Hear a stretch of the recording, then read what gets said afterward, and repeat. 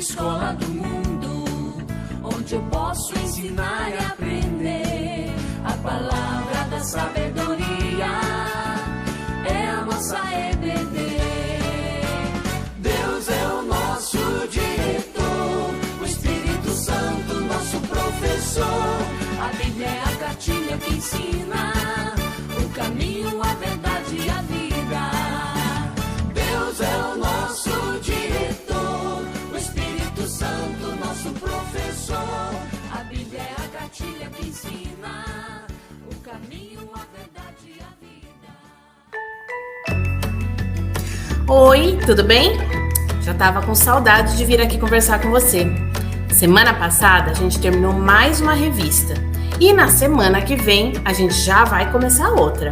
Se você ainda não pegou, se você ainda não está com a sua revista nova, entre em contato com o pessoal aqui da Escola Dominical para pegar o quanto antes a sua revista nova. Domingo que vem a gente já começa com a lição 1. Fique esperto! Bom, enquanto isso, nós vamos seguir aprendendo um pouco mais do que Deus quer de nós através da sua palavra. E para isso, você já sabe, né? Nós vamos começar com uma oração. Feche os seus olhos e ore comigo. Senhor Deus, muito obrigada pelo dia de hoje, obrigada pela oportunidade que nós temos de estudar a Bíblia, de estudar a Tua Palavra, para aprendermos um pouco mais daquilo que o Senhor quer para a nossa vida. Que eu possa ser, Senhor, um instrumento Teu nesse momento, que eu possa transmitir essa mensagem da forma como o Senhor quer que cada um dos alunos de hoje escute, Senhor. Que cada um deles também possa estar com os ouvidos abertos, seu coração aberto para receber essa mensagem, Pai. Abençoa cada família representada, cada família que está escutando, que está assistindo essa aula, Pai. Nós te agradecemos por tudo isso, Pai, no nome de Jesus, o nosso Salvador. Amém. Hoje, especialmente, a gente vai falar de uma comemoração que a gente faz todos os anos nessa data, no dia 31 de outubro. Você já sabe do que a gente está falando, né? Isso mesmo, da Reforma Protestante. Há 504 anos atrás, Martinho Lutero tomou uma atitude que mudou a história do cristianismo. Uma mudança radical no pensamento cristão daquela época. O nome desse momento ficou registrado na história como Reforma Protestante. Mas a nossa aula de hoje vai ser um pouco diferente. Eu quero mostrar para você uma animação construída pelo pessoal do CrossPaint, que é um canal especializado em desenhar mapas mentais, resumos, histórias bíblicas de uma forma bem mais divertida. Acompanhe aí que a gente volta a conversar logo depois. Você sabe o que é Playmobil? Adivinhe qual é a figura mais vendida da história da Playmobil? Martinho Lutero. Mas é uma ironia poder comprar o Lutero como um ícone. Isso porque Lutero não era do tipo de se autopromover. Ele não almejava virar história. Queria sim que o mundo conhecesse a sua história, a maravilhosa história da salvação. Nós muitas vezes ouvimos a sua história de um ponto de vista histórico. Porém, vamos ver o que aconteceu aqui do ponto de vista espiritual. Cerca de 30 anos depois de Cristo, Jesus havia dado a sua vida e o caminho estava aberto para todos se achegarem livremente a Deus confessando seus pecados. Aqueles que confessaram seus pecados posteriormente foram chamados de cristãos. Eles se agrupavam como uma família para encorajar uns aos outros. Novos membros chegavam e os mais antigos ensinavam os louvados. E então a coisa começou a ficar feia. Os mais velhos se desviaram da palavra de Deus e adicionaram regras desnecessárias.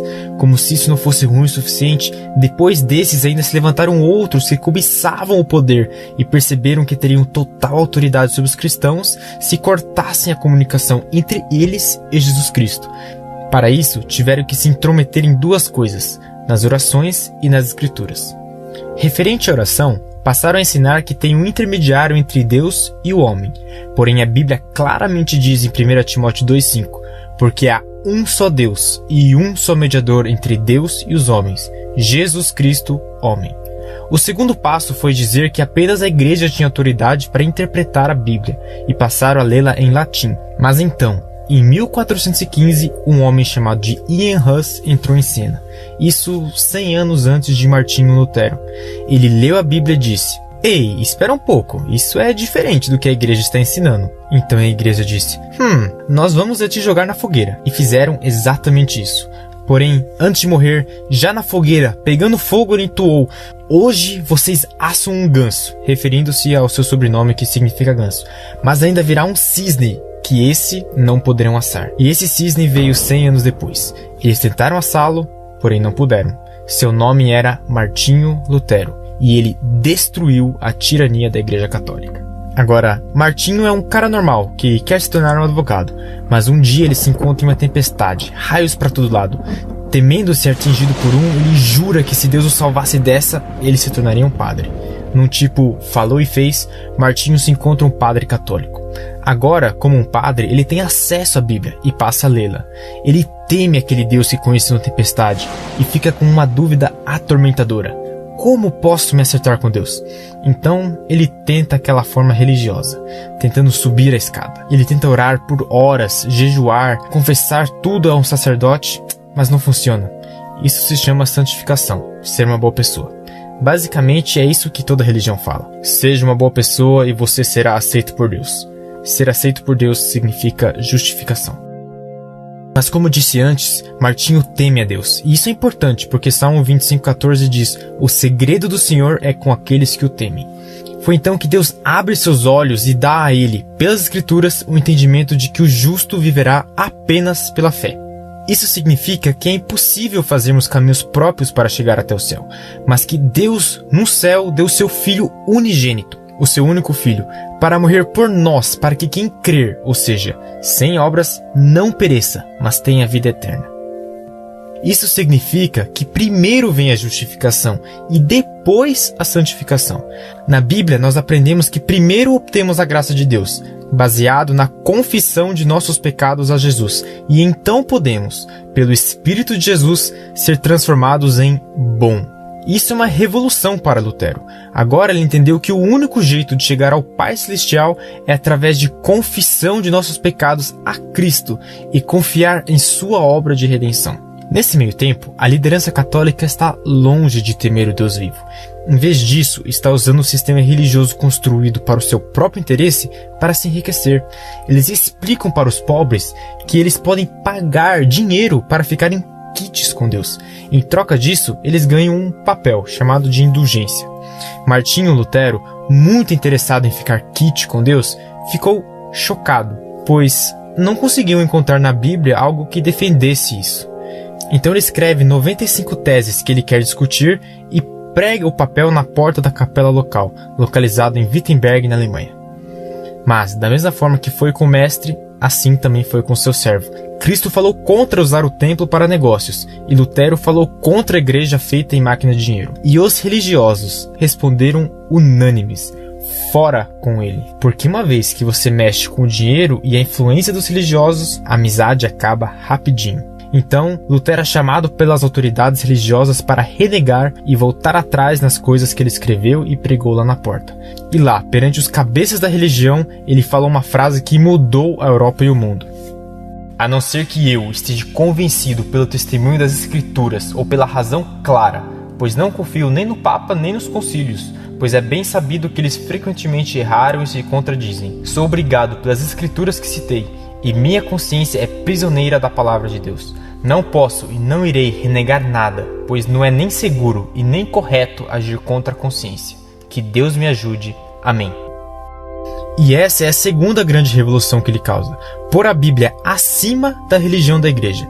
A equação da igreja era igreja mais Papa mais Bíblia em latim mais tradição igual a verdade. A equação de Lutero era Bíblia igual a verdade.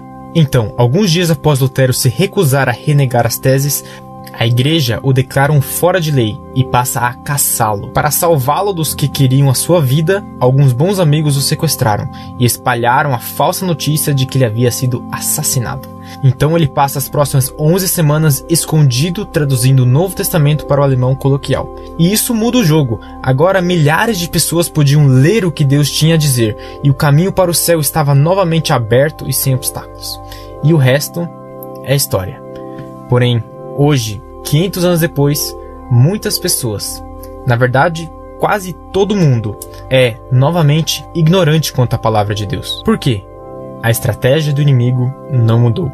Ele ainda quer que você dê dependa de religiosos e de suas regras ao invés de você mesmo ler a Bíblia. Mas a tática, essa sim mudou. Ao contrário de reter informação, ele te dá ela gratuitamente, em quantidade tão infinita que você não encontra mais a verdade e por fim desiste e deixa se consumir com entretenimento. Você poderia ler a Bíblia em apenas 2 cliques, mas você não vai, por causa do próximo jogo de futebol, o próximo capítulo de uma série, o próximo filme ou um próximo evento. E o resultado é o mesmo. Nós não lemos a Bíblia. Nós não conhecemos a Bíblia. Temos sim muitas opiniões sobre a Bíblia, mas sabemos o que ela diz? Sabemos a sua mensagem? Que fique pra gente essa reflexão hoje. A gente sabe o que a Bíblia diz? A gente sabe qual é a mensagem que ela traz pra gente? Se a gente puder fazer um resumo do resumo do resumo, se a gente puder reduzir a Bíblia num único versículo, sabe qual ele seria? É um versículo que traz a essência da Bíblia, a mensagem mais importante que Deus tem para mim e para você. Vamos ler juntos João 3,16? Tem gente que vai falar, João 3,16 eu já sei decor. Se você já sabe decor esse versículo, já repetiu tantas vezes, em ocasiões assim tão diferentes, aproveita para prestar bem atenção na mensagem que esse versículo traz. Vamos ler? Porque Deus amou o mundo de tal maneira que deu seu Filho unigênito para que todo aquele que nele crê não pereça, mas tenha a vida eterna. Olha só, a gente às vezes repete esse versículo tantas vezes sem prestar atenção na importância que ele tem. Esse é o ponto central da Bíblia. O amor de Deus por nós é tão grande que ele deu o seu próprio filho, o seu único filho, o filho unigênito, para morrer no nosso lugar, para pagar o preço do nosso pecado. Ele nos justificou, nos tornou justos, nos resgatou. E tudo que a gente precisa e que a gente pode fazer para aceitar esse presente tão grande é acreditar, é crer. É isso que o versículo fala, crer, todo aquele que crê não vai perecer, não vai morrer, mas vai ter a vida eterna. É acreditar que Jesus é o único e o suficiente Salvador de cada um de nós. É pela fé que a gente obtém a vida eterna. Foi isso que Martinho Lutero entendeu ao ler o versículo de Romanos 1,17. O justo viverá pela fé. Nada do que a gente faça pode comprar, pode pagar ou nos fazer merecer a salvação. A salvação é dom gratuito de Deus. É grátis, é a graça de Deus. Que hoje, quando a gente comemora esses 504 anos da Reforma Protestante, quando Martinho Lutero trouxe de volta à sociedade essas verdades bíblicas, que a gente também possa parar e refletir se a nossa vida também não anda precisando aí de uma reforma. Você acredita que Jesus é o Filho de Deus? Que ele nasceu como homem, que morreu na cruz para nos livrar do pecado e nos dar a vida eterna? Esse é o primeiro passo para essa reforma total. É a justificação. Depois, como a gente viu ali no vídeo, vem a santificação. Primeiro a justificação. Primeiro você acreditar que Jesus é o seu único e suficiente Salvador, para depois sim você conseguir viver uma vida santificada. Santificação é aquela decisão que a gente toma de nos consagrarmos, de nos fazermos santos, separados, mais parecidos com Cristo, nosso Salvador. Para isso, você já sabe qual é o caminho. Leia a Bíblia, estude a palavra de Deus. Reserve um tempinho do seu dia para orar e meditar naquilo que Deus quer para a sua vida. Eu sei que a gente tem uma vida corrida, com um monte de coisas para fazer, com várias atividades ao longo do dia, mas coloca no seu cronograma e coloca no seu calendário o seu tempo de hora silenciosa, o teu tempo de devocional, o tempo que você vai ter entre você e Deus. Isso faz toda a diferença para você conseguir a santificação, para você conseguir entender aquilo que Deus quer para a sua vida. E não deixe que nada te afaste desse objetivo. Nem a TV, nem os games, nem a internet, nem mesmo os estudos. Cada coisa no seu tempo. Nada é mais importante do que entender e guardar no coração as verdades que só a Bíblia pode te mostrar. Nós vamos encerrar a aula de hoje com uma música, como a gente costuma fazer. E a música que nós escolhemos hoje é o hino Castelo Forte. Ele é considerado o hino da Reforma. Foi composto e cantado por Martinho Lutero na época em que os dirigentes da Igreja Católica chamaram Lutero lá para renegar suas teses. Diz a história que ele entoou esse hino quando avistou as torres de Worms, né? Foi o lugar onde aconteceu essa reunião, onde eles pediram para ele renegar tudo aquilo que ele tinha visto na Bíblia. E olha só o que diz os primeiros versos da música. Castelo forte é o nosso Deus, espada e bom escudo. Martinho Lutero sabia que ele ia enfrentar uma batalha, mas ele também sabia quem era que estava ao lado dele. Ele sabia que o mais forte ali era Deus. Por isso, fique esperto, revista-se da armadura de Deus e força aí. Boa semana para você, fique com Deus e até a próxima. Castelo forte é o nosso Deus, escudo e boa espada, com seu poder defende os seus, a sua igreja amada. Com força e com furor, nos prova o tentador, com artimanhas traz e astúcias infernais. Iguais não há na terra,